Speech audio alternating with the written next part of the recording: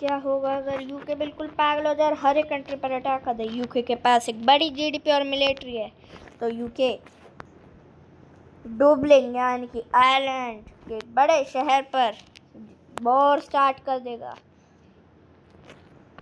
और वॉर भी डिक्लेयर कर देगा आयरलैंड के अगेंस्ट। और जो उनकी मिलिट्री है जो 30,000 की है, वो आ जाएगी आयरलैंड पर अटैक करने के लिए। ये मिलिट्री काफ़ी बड़ी है, मगर ब्रिटिश यानी कि यूके को और आर्मी चाहिए होगी। इसकी वजह से इनको 5,000 आर्मी और जोड़नी पड़ेगी। वही इतना ये आर्मी जब तक डुबलिन पर अटैक करने के लिए जा रही है, इनको पूरे बड़े समुद्र से होके जाना पड़ेगा, जो काफ़ी टाइम लेगा। और यूके अपने बाकी 5,000 मिलिट्री को भी डुबलिन पर अटैक करने के लिए सेंड कर देगा। डुबलिन की मिलिट्री स्ट्रॉन्ग है और दोनों ही देशों के पास बराबर मिलिट्री होगी। डुबलिन और यूके की मिलिट्री आमने सामने होगी, मगर यूके के पीछे से और एक्स्ट्रा ऑर्डिनरी मिलिट्री आ रही है और वो आते ही डुबलिन को अनफोर्स कर देगी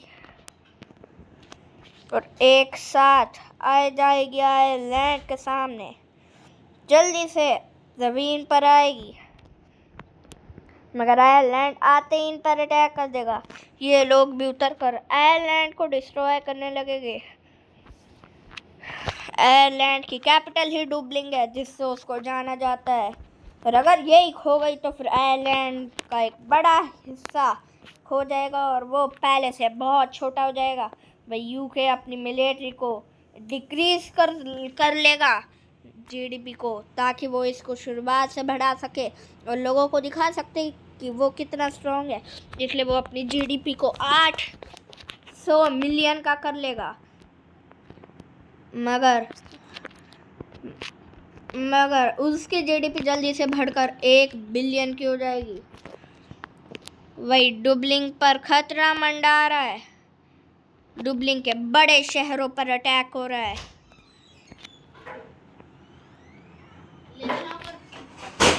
यूनाइटेड किंगडम पूरे आयरलैंड पर कब्जा करने लगेगा,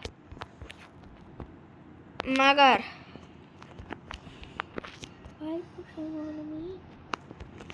आयरलैंड की फोर्सेस थक जाएगी तो आयरलैंड अपनी 30,000 फोर्सेस और भेज देगा, ताकि वो इनको पूरे ख़त्म कर सके।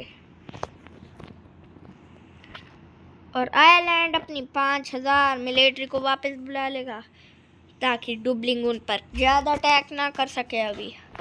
और आयरलैंड बिरगम के सोल्जर्स को भी डुबलिन पर अटैक करने के लिए भेज देगा। यूके की अब स्ट्रॉन्ग मिलिट्री पूरे आयरलैंड के ऊपर ही पड़ी हुई है। और आयरलैंड में भी 3 हिस्से हैं, डुबलिन जो कि कैपिटल है कॉर्क, और सिल्गो जो कि सबसे बड़ा है। भाई यूके की स्ट्रॉन्ग मिलिट्री अब पहुंच चुकी है पूरे के पूरे। Subscribe for part